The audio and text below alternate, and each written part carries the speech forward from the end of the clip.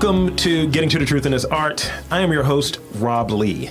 And today, I am speaking with the founder of a healthy lifestyle brand and plant-based juice bar, Good Part & Co. As he takes a holistic look at health and how it impacts our everyday lives, please welcome Quintel Harcum. Thank you. I feel like some claps should come behind that, as clean as that intro was, man. I try to have like the clapping that happens, man. So I like to start off with, because I don't really go too in depth in what my guests do and what their background is. Okay. I like to invite them to really give us those vital statistics. What's your background? How'd you get started? And really what goes into what you do, your business, your brand, that whole situation. So regale us, please. So my background, I was born and raised in Baltimore, grew up in East Baltimore, elementary, middle, high school, graduated from City College. You too? Yeah, man. Yeah, 03. Yeah, we're official. I'm old. Oh, we went in school at the same time. I graduated in 99, so. Oh, okay. Yeah. See? That's why this works. That's why this works. Yeah. My man. Yeah. Knights, nobility. Yeah, and then I went on to Lincoln University, HBCU. I got to say that because there's another, people think Lincoln, Nebraska a lot of times. No, I went to Lincoln, graduated from Lincoln with a degree in Bachelor's in Arts of Philosophy. Don't know. I know why I picked that major. It wasn't a great major to pick professionally because there's not a lot of jobs tied to philosophy. But from there, I went on to just take your first entry level position, just trying to get a job, get a salary. They tell you go to college and get a job. It doesn't always work out well. You just have different dreams of what you think is supposed to happen. But it was cool. My friends and I started a business doing parties and stuff together. And that was for like 6 years, from 04 to 2010, we just filled the void for young professional people that didn't want to go to the young clubs, but weren't 30 and over. So we had a whole 10-year generation of people that needed a place to be. Yeah. And that's when I really got into like the hustle of business. Yeah. Right? The more professional side of business, because we was hustling heavy in college. So college kind of got me into it, and business was kind of doing well. The parties were doing well. That introduced me to graphic design, right? I was doing the flyers for the parties so we can like do it in-house and save money. Yeah. And then that parlayed itself into graphic design for fashion. So I went and kind of got some training and certification at FIT, meeting people there. I started a clothing line and stuff like that. The clothing line went on for a few years. That was from like 2011 to 2016. I'm dating myself here, but that was cool. It started to fizzle. Well, it didn't really start to fizzle. I just closed it down because I wasn't able to operate the business of it as well, right? If I'm doing everything on my own, I wouldn't be able to do everything well. Yeah. And I know that my skill set was in like design and concepts, not necessarily promotion and marketing, which you need to do because you got a business to run. Yeah. Closed it down, kept the creative bug going, and tried to parlay all of that design stuff into like what started to become cool, which was like creative agencies, right? Yeah. Doing events, then like having art tied to it, music tied to it, fashion tied to it. People started to understand those things from multifaceted people better, right? So I started doing that. 2016, 17, 18, started a brand called Here Comes the Good Part. But this time I was doing events without my friends that I started with back in 04 through 2010. And it was really cool. Like I was hitting and missing on some concepts. We started an R&B party. That went over well. We did a brunch party in Mount Vernon. That went over well. Then we did like some other events that didn't do so well. But all along those lines, I was doing merchandise and design for the events, And that was to display all the levels of creativity, right? We got the music and the events. Yeah. We got the look. We got the fashion. We got good taste. We trying to put it all together and like show Baltimore in a different light. It's funny because a lot of transplants like those events from Here Comes the Good Part because they were connected based on common interests over the internet. Yeah. They didn't like going where the natives in Baltimore went. And because I spent enough time outside of Baltimore, I think I started to learn what was appealing to them. Yeah. Anyway, so we doing the brunch parties, and I realized like I can't really keep up with this whole nightlife scene, even though the brunch parties was during the day. It was taking too much of a toll, just on my energy levels, not necessarily my body, but at that time I was already like 6 years in as plant-based, right, vegetarian, vegan, or whatever. Yeah. And also along those lines, as I'm trying to promote the clothing line, the merch and stuff like that, I'm getting hit up about recipes that I'm showing on Snapchat or Instagram. Yeah. I'm getting more love for that. They're like, yo, I need some recipes.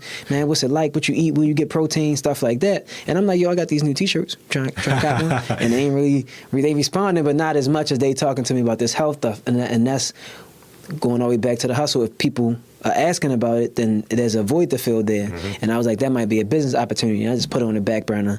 But once the parties wasn't going the way I like, but here comes the good part, I said, you know what, I'm going to open a juice bar. I just knew that would be the move for me. Because it's more, I'm doing this life, I'm living like this every day. I'm eating this food, I'm drinking these drinks. This is natural, so I might as well just make it a business. And so I just started to think about how can I do that? How do I get in that business? I started researching a lot about the juice bar industry, smoothie industry, stuff like that, right? Smoothie businesses, but it's really like a juice industry. And then it becomes the health industry. So I'm figuring out where I fit in the game, what's going on in Baltimore on that front, what kind of businesses around, who is being served.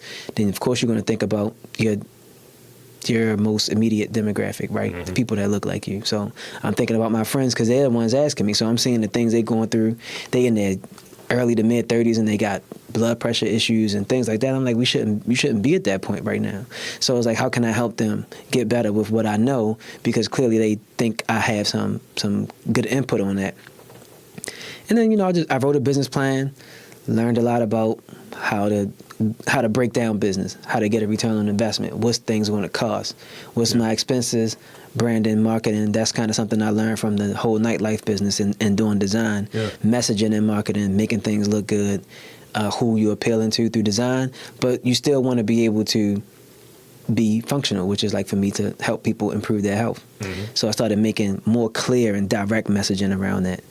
Also, Here Comes the Good Part doesn't look good on paper as a title or a name for a business. It's too long and all that jazz. So it just became Good Part and Company because I knew I wanted to do more than just sell juice. I was always going to be designing T-shirts, doing graphic designs, doing designs for fashion and stuff like that. So I was like, I found a way to incorporate this.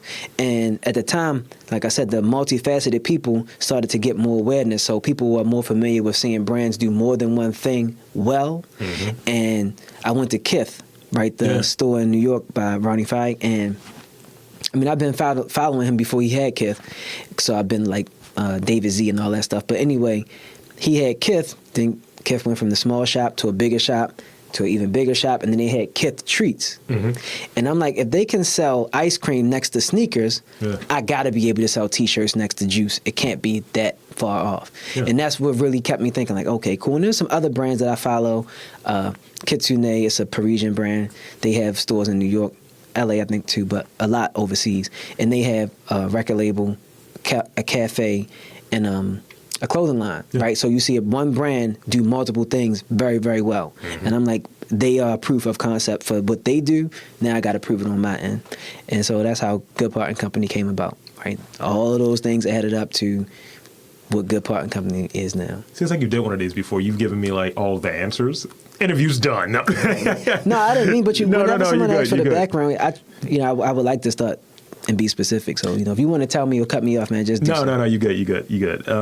So let's step back because there's a lot in there, and I think having that, at least what I was hearing, right, where it's like you were trying these different things, like that had varying degrees of like success and like sustainability, if it were, and then it's almost like this reverse pivot. It's like, oh, I can do this. They're doing it. Why can't I do it? You know what? I'm going to do this. I'm going to combine stuff that I already know. Right. And then juice is going to pull you in. Yeah, juice is the hook.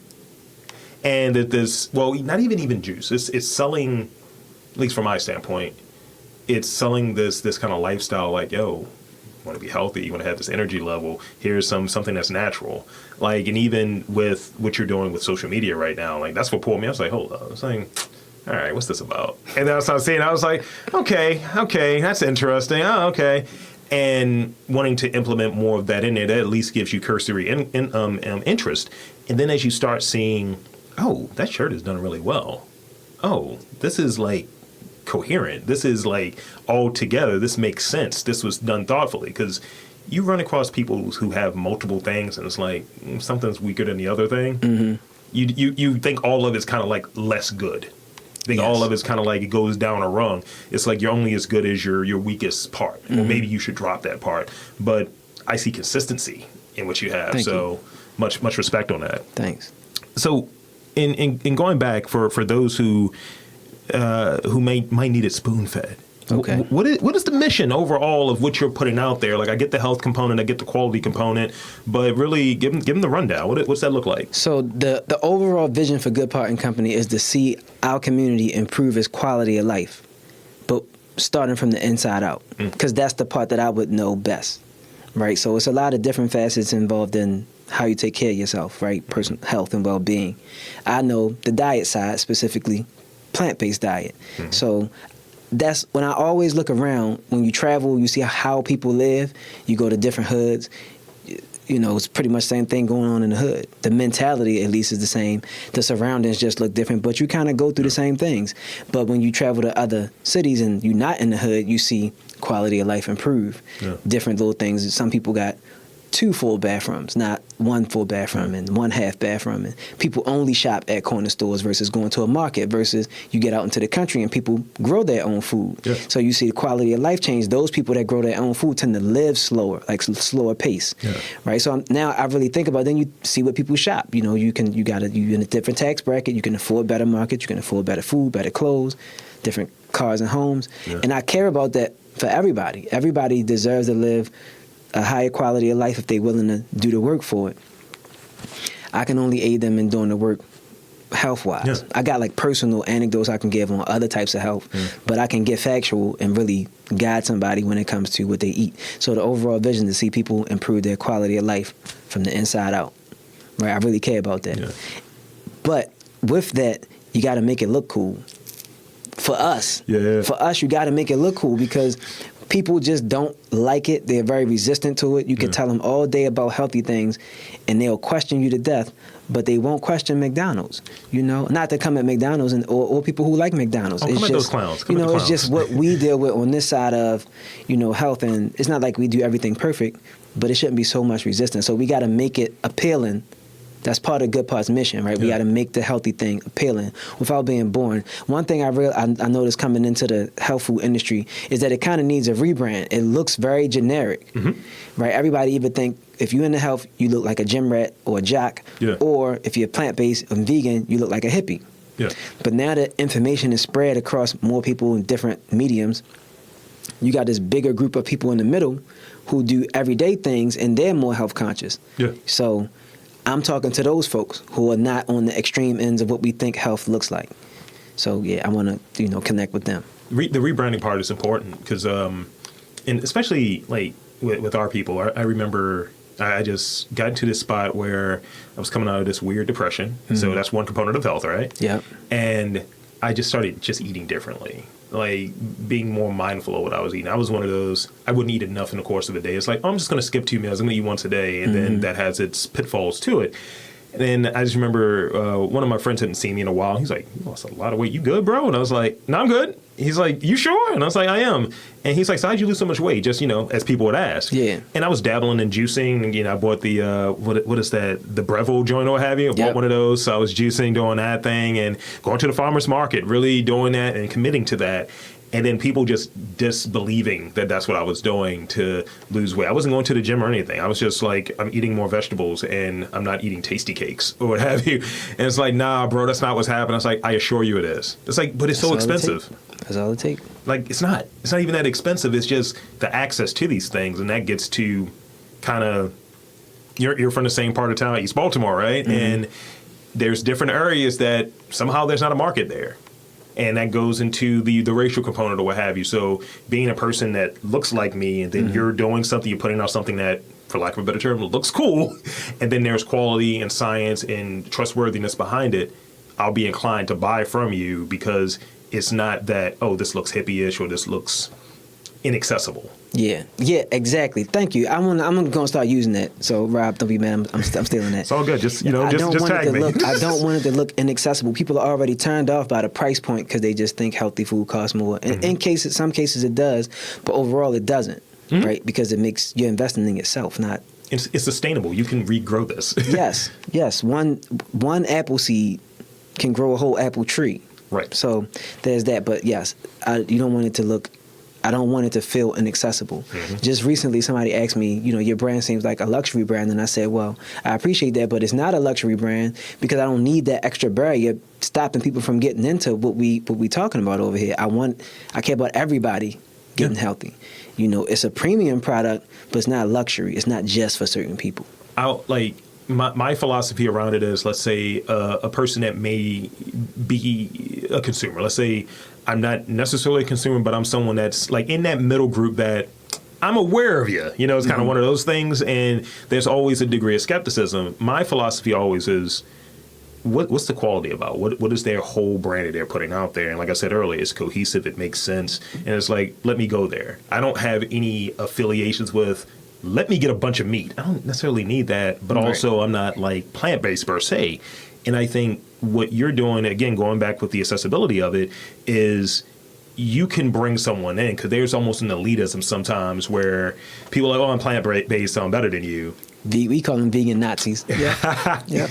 And I've gone to, like I said, I did the juicing thing, and I've gone to a few different places. It's like, oh, okay, that's cool. And I ignore the price. It's like, oh, this cold pressed juice is $10. Cool, give me another one. Like, what are we talking about here? Right. So I read back in college that you wanted to do something more creative than push papers. So what was something else that kind of realized that helped you realize like that this ain't it? this is not the move here. I'm visual. I'm a very visual person, but not in the sense like I need to do art. I just need things to look good around me. So I found that I was always collecting a lot of pictures online, right? I got hella folders and hard drives with just like good pictures, tasteful pictures or whatever. And that let me know like I'm artistically inclined to something. But when I was young, my cousin and I used to draw a lot, right? I used to try to make up my own comic book. My problem was I didn't spend enough time doing it, so I would only be able to draw part of it really well into proportion, not other things.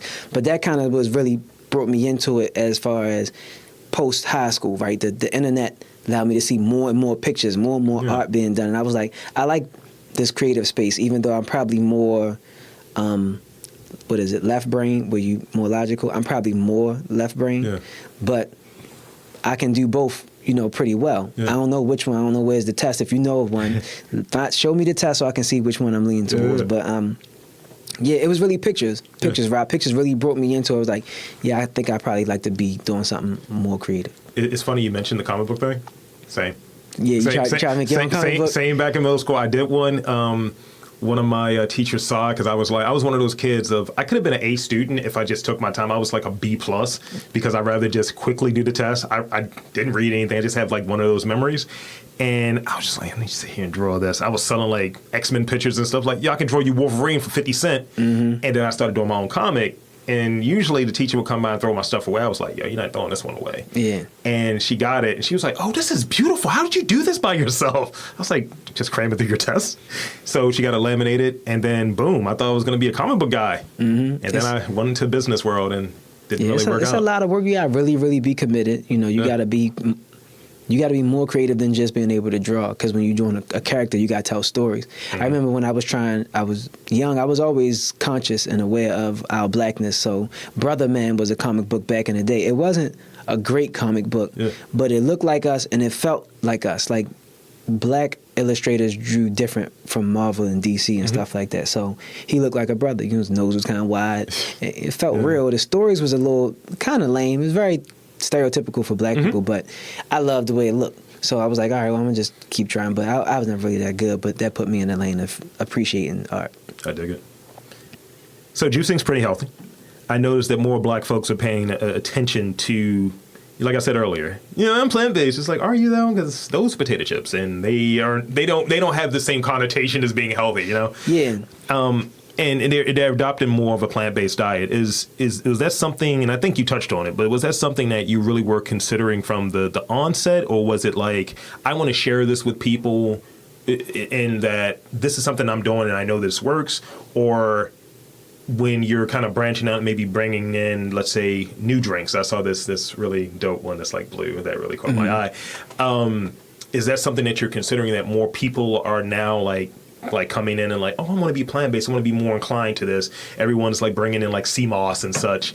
So what do you have to say around that? Like, was it something that you wanted to move in on and you're like, this makes sense for people that it should make sense for, being more healthy inclined? Or are you branching out and broadening what you're putting out there for people who are more health conscious? It's both. When I first started studying what the juice industry was like and having the juice bar, you learn that it's on a trend, which is why my business plan got approved, straight up. Yeah. They know that it's going to start making money. As long as if I do business well, it's going to work. So not that I'm going to work, but this business works, right? Healthy food business works.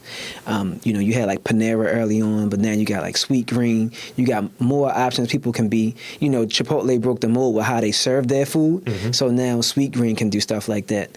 Whole Foods has a salad bar and a hot food bar, and it's more visible. So the thing with food and health food specifically, people want to see it. That's where the what did you say? That's where you get customers customers get confidence in you and your product. They trust you. Yeah. That's what I'm trying to get to. They trust you because they can see it. So that's part of it. Yes, I was years ahead of the trend. Yeah. I wasn't the first plant-based guy or vegan or whatever, but I was years ahead of the trend because I was already living it, right? But you may not know the business of it. So I started studying the business of it, and you could see the trend going upward. The pandemic put everybody on notice of taking care of their health. So, I guess the universe works in weird ways where it works in my favor that now more people are aware of it, but it's my job to make them customers. It's my job to make them believe that this is the right thing to do. They're not just hearing about it. They got to figure out if it really works for them. Yeah. So that's where the broadening to the people, because I got to convince them and show them that it actually works for them in multiple different ways. I got to make sure it tastes good. I may come from it on a technical point of view where I'm into all of the benefits. Yep. But people don't always want to hear about the benefits. They just want to know if it's good. Yeah. The people who are going through things do want to know about the benefits. And so I got to make sure it's hitting for those people first, because I'm here to help them just improve their quality of life. So it's both. It's a component of crossover too, like where you already know what the audience is like. It's almost like hitting a demographic. It's like, yeah, this is for y'all. Now I need to get the ones that are on the fringes. It's like, oh, well, this tastes really great. Really? You know it's healthy as well? Yeah, I care about what it tastes like. Oh, that bottle looks dope. Oh, it's nice in here too. Yeah. And having all of those different components. So like, for instance, in looking at this podcast for sake of argument, right? People may come like, oh, you're just talking with people. Okay, you can hear people's story, just, helping someone tell their story for sake of argument. Oh, I want to learn about what entrepreneurs doing. Maybe I can get some free game. I want to learn about what an artist's process is, more free game. Yep. So people are getting different things from it, as with anything you're trying to sell someone on, whether it's content, whether it's business, whether it's brand, the whole thing. And I think that's big. So, yeah, I like this one. Just start laughing. I don't know what to expect. Every now and again, I just trip myself up. So I already know this one, so I don't even think I need to ask it now. Okay. I noticed the listeners might need to know. Do the listeners need to know? Well, I'll put it out there. What separates Good Part & Co. from other juices? Oh, well, because I just want to gas you up right now. Because that's what this is. That's a gas you up question. Yeah, I don't have to answer that question. No, go ahead. Gas yourself up. I mean, what the people tell me is myself and the brand. Like, I'm the face of the brand. It was something I won't say reluctant. It's just, this is not a vanity thing. My name is not on Good Part & Company. It's Good Part & Company. Yeah. It's a brand on its own. It's about health. You can go here and get some health. I thought it was interviewing Quintel. You know what I'm saying? So, but the difference, we do care about, it's cliche, but it's a lifestyle brand. So there's an educational component. There is a presentation or a look component to it, and it's not the look of being muscle bound or being slim and trim. It's a look in accessibility. I can go there and hop on the Wi-Fi and show. First of all, you're not even getting Wi-Fi in other people's juice bar. Yeah. So there's that. Merch is like a secondary thing. It's an afterthought. It's not an afterthought. It's a part of what we do. People buy our juices and keep the bottles. And I'm like, yo, I'm going to give you 50 cents back for that bottle if you just bring it back. We going to recycle, clean it, and all that jazz. Yeah. No, I'm going to keep it. I just like how I look. And that's a part of, what separates Good Part, because they are attached now to the brand. It's a whole lot of things that go into branding. So I will say the branding is what separates it. And the fact that we offer a bit more education on what we sell than some other juice bars. And the G really pops. I keep looking you. at your hoodie. I'm like, Thank you. It's like that's on the bottles. Yeah. So, and I designed it. I'm gonna go ahead and take credit for it. I give myself props on it. It took a long time for people who do design, for people who do like real design, graphic design. If you do logos and stuff like that, simple is not easy. It's very difficult to be minimalist when it comes to design. Some people just have an eye for it. I get lucky every 4 or 5 months when I'm designing. Like, it's really difficult to make things simple for you to be able to look at it and know exactly what it represents without words. Or you could get as good as Nike, where you just had to always have backing and content to it in some degree. Now you can identify the swoosh with a thing. Yeah. But I'm new. I'm not Nike. Yeah. So you got to know, you look at it. When you see that straw, you can kind of start putting stuff together. Yeah. When you see it's green, you know green signifies healthy earth stuff, right? Yeah. And then there's the GP component to it, where it represents the. So thank you, I appreciate that, but that it took me a long time to figure that. I did a little marketing back in the day, so game recognized game. Thank you. It was tough. It was wrecking my brain. So I noticed that your menu pays homage to the names of landmarks and parks in Baltimore. So what was the thinking in that, and also, what is that signature item on your menu? So the thinking is that because I come from doing like the fashion stuff, most brands that really do well, they have like staple items, and those items just get names. Back to Kith, they name a lot of stuff after streets. But if you go and look at like newer brands, they have Warby Parker names all of their glass, all of their frames are named after like people names, right? Like real names. So I felt like we need to have good names. Now, most juice bars, if you want to know the truth, it's pretty contradictory to the juice bar industry. Most juice bars, the recipes tell you what it does for you or what's in it. But I want my brand to be viewed a certain way, and that way is like a bit more polished. Like, it's not supposed to look like every other brand. But I also wanted to do it for the city. So I was like, well, how can I make it, I don't know if uniform is the word, but like just very, I want to format it. Yeah. I want to format it. I like things to be like neat and kind of structured a certain way. So I just named it that, and that was so natural, yo. I'm talking about, because I made them up in my house in the apartment, and I live across the street from a park. Yeah. And the first juice I made was the Green Mount. Like, you can't miss on that one. It's a green juice. And I was like, all right, we just got to keep going from here. Yeah. And then once I kept going, then it got more form, more structure, where like the bowls are named after parks. And then the shots are named after clubs, because you do shots in clubs. That just kind of went together. This guy. Right. So and then I thought, when you start at the beginning, you think about the end of your business. Yeah. This business might not be here. It may not just be local. Yeah. It may be somewhere else. I'm taking the city with me. So wherever we're going to be at, wherever Good Part and Company is going to be, we might throw some stuff on the menu to make it local or personal for that place. Yeah. Whether we're in Jamaica or whatever, we're going to have something that's dedicated to them. Yeah. But they're going to have that Green Mountain juice on the menu. You know what I'm saying? They're going to have that Paradox on the menu. They going to take, but all the other popular cities, we know about Compton in L.A. Yeah. We know about Soho, we know about Harlem, but they gonna know about Greenmount. I ain't from Greenmount, but they gonna know about different places in Baltimore. So that's what really, really made me lean into the names for all the recipes. That's another thing that like hooked me, is like, this is definitely a brand that's not shying away from being a Baltimore brand, and that's the thing that is when you're there. That's what you're keying in on. It's like, without even having to taste anything, it's like, oh, I'm gonna drink something that's named Greenmount. It's like, and that's a weird thing to say, by the way. It is. Yeah. And people that are from Baltimore that come into the store, they see it and light up. Oh, it's the Hammerjack. Oh, yeah. But they know that drink, they get the idea that's probably going to be, that drink is going to hit, like it's strong, right? It's the ginger shot. But people who aren't from Baltimore, they still appreciate it. Yeah. They don't know what the Green Mountain is. They don't know what the power plant is, but they still appreciate it. They just feel like it works. And even going with like your thing around like, we know about these other cities, right? So, like in New York, right? You get a Philly cheesesteak, it's called a chopped cheese. Right. So, but it's like, Philly has yo, cheesesteaks are ours. So, this version of this juice, this bowl, whatever, this is ours. So, I appreciate the thinking in that. And is that the most popular item on it? The second part, the most popular item is the Camden, right? Okay. It's orange, so I named that the Oriole Park. So, it's orange, carrot juice, pineapple juice, ginger, and turmeric. See, the reason I excel on like this guy, because it's like, this is the same thinking I have. And I was like, yeah, it would make sense you would call it that. Hell yeah. Yeah, at the Oreos. What's your Raven reference? Come on, I know you got something Ravens on. I don't have anything for the Ravens yet because, it's hard to come across things that are purple.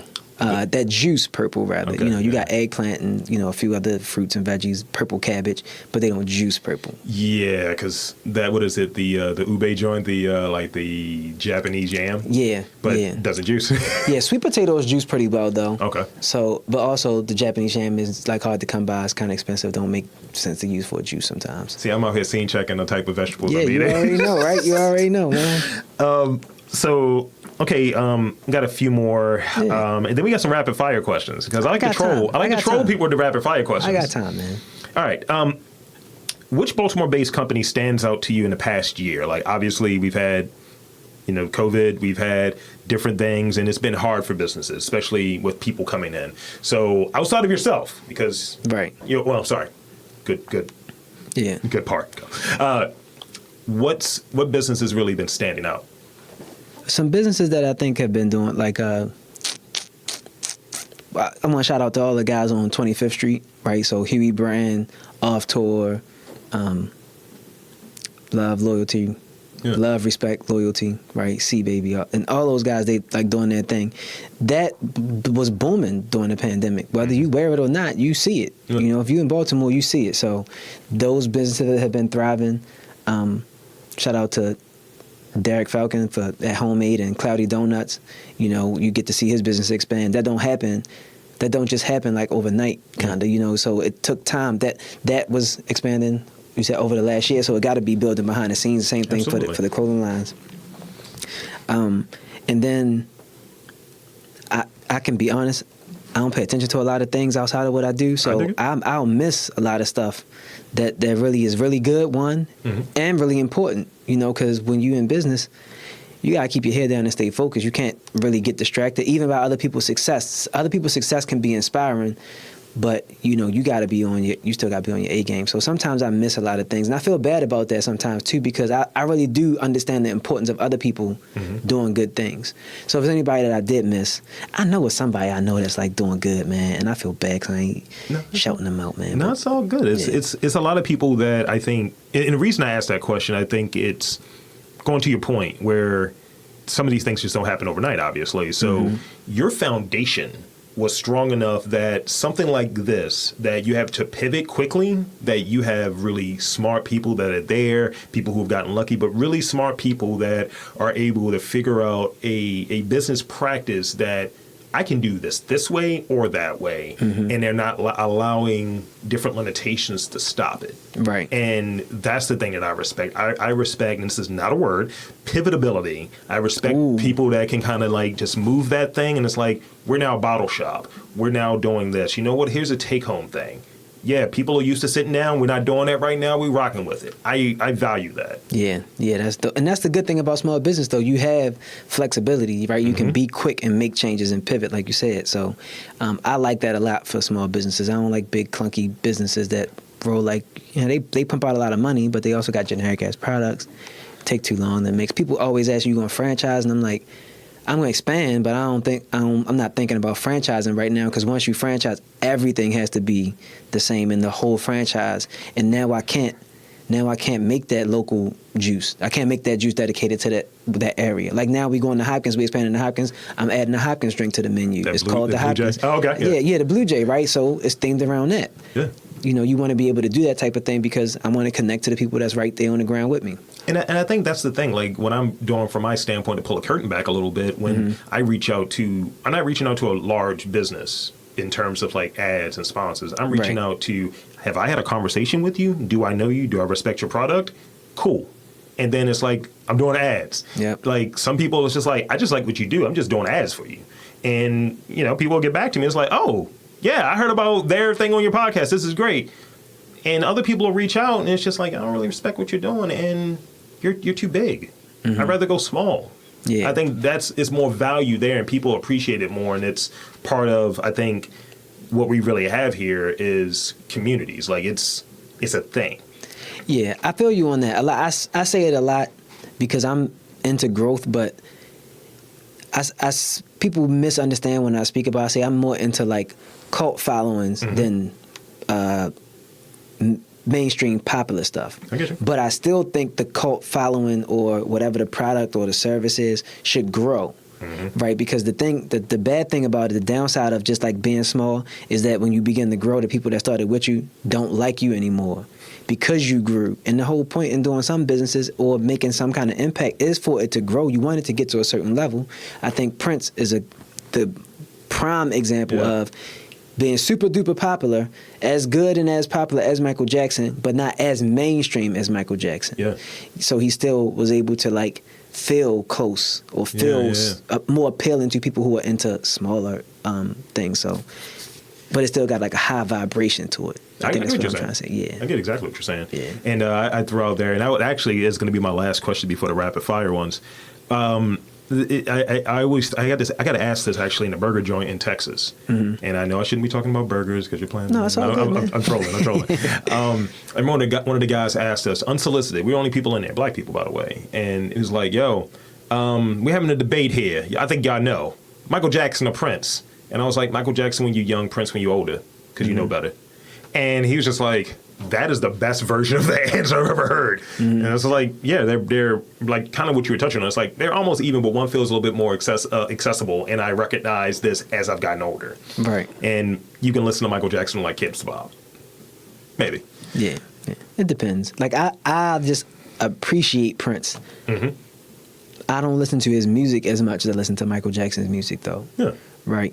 And that's where the cult thing comes in, because some people do. The people who do listen to it, they don't stop listening to it. You know? My girlfriend. they still finding new things in there, and those things may not be for me, but what he represents, that's for me. The cult following is a big thing, and it's like, yo, I'd rather have 10 solid, I'm ride or die for you than like 1,000, because those real ones, they're not fickle. Yeah, I don't like the fickle vibes. All right, rapid fire time. Okay. So I got 5 questions. Now, with these 5 questions, you don't need to provide any extra context. Okay. The answer is the answer. It's almost like I keep it short. I said what I said. That's literally how I like this to rock. All right, best place to eat in Baltimore. Dang. I know this is controversial. Yeah, I mean, well, it's different for me. My diet is restricted, Well, that's from your perspective. Yeah, it's gonna put somebody on to a new plant-based place to go to. Yeah. So, Leora and Double Zero, I like that food a lot.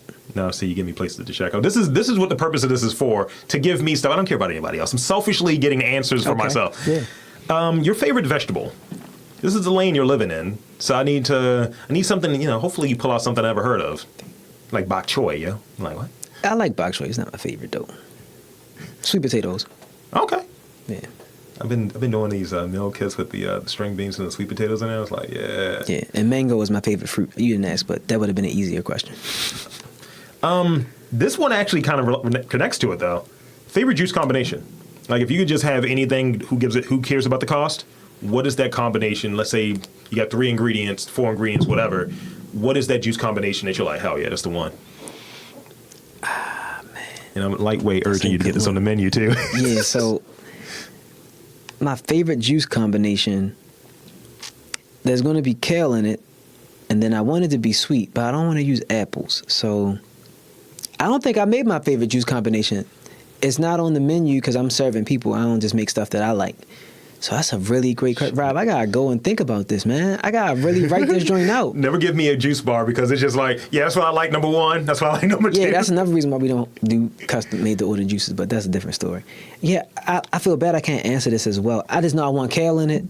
Okay. I respect it. I'm rocking with I just want kale. I need something green, and I feel like kale is like one of the best. At one point, I was putting down when I was doing my juicing thing. I used to. I'll forward it to you. Okay.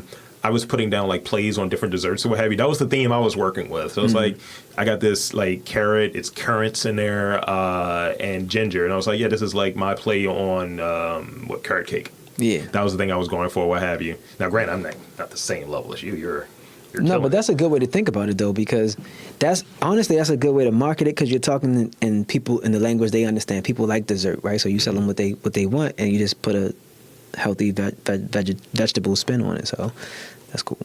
4 ingredients that are always necessary in your kitchen. Because, I mean, I would imagine you're doing your prep, you do your thing. So, like, what do you got in there? Like, what garlic. Oh, okay. Yeah, you got to have garlic on deck, man. Anti-inflammatories? Yeah. Funny enough, garlic may make your breath stink, but it helps with body odor, so you don't stink. Try eating it on an empty stomach. Yeah, it's not good. But if you are sick and you eat raw garlic, it'll help. Like if you got a flu or cold, that helps. That's helpful. But garlic, I keep garlic in the kitchen. I cook with that a lot. Olive oil, avocado oil, one of the two. You want to go on the healthy side of that. Balsamic glaze. I really like Mediterranean food a lot, so I just keep some type of balsamic glaze around. That's 3 ingredients. And quinoa. Okay, we were on the same page. You got the quinoa.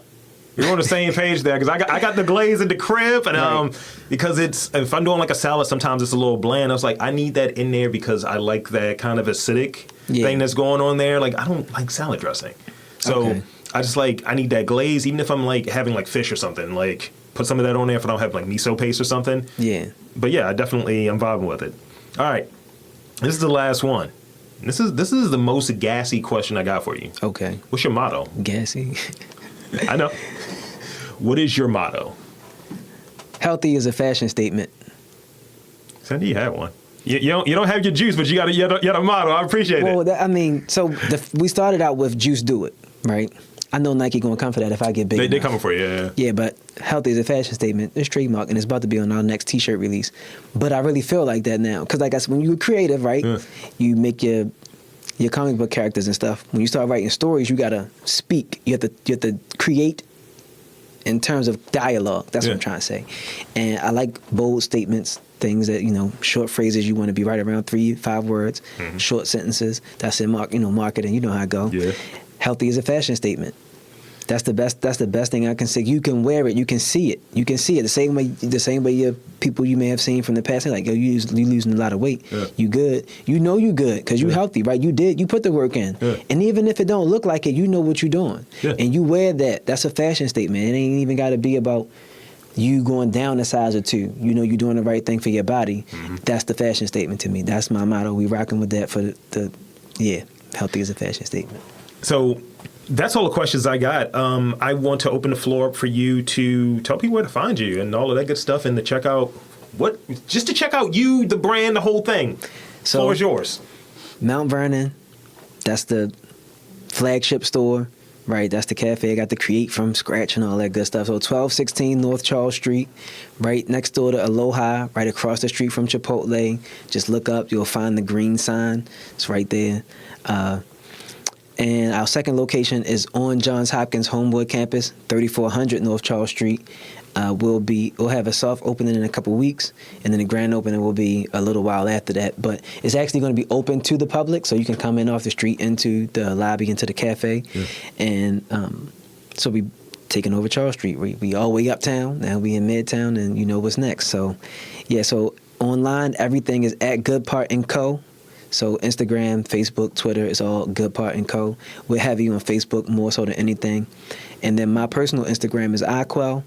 And so, I just post real life stuff over there, but it's not boring stuff. It's just the things that, it could be boring to some people, but it's business related, mostly around like my taste, but also a lot around the plant-based lifestyle, because I'm going to be doing nutritional counseling again soon. Yeah. So people are going to hear me talk about it and welcome more people into, what's going on, and actually advising people and coaching and doing that type of stuff. So I'm excited about that. But if anything, just follow us on Good Part & Co.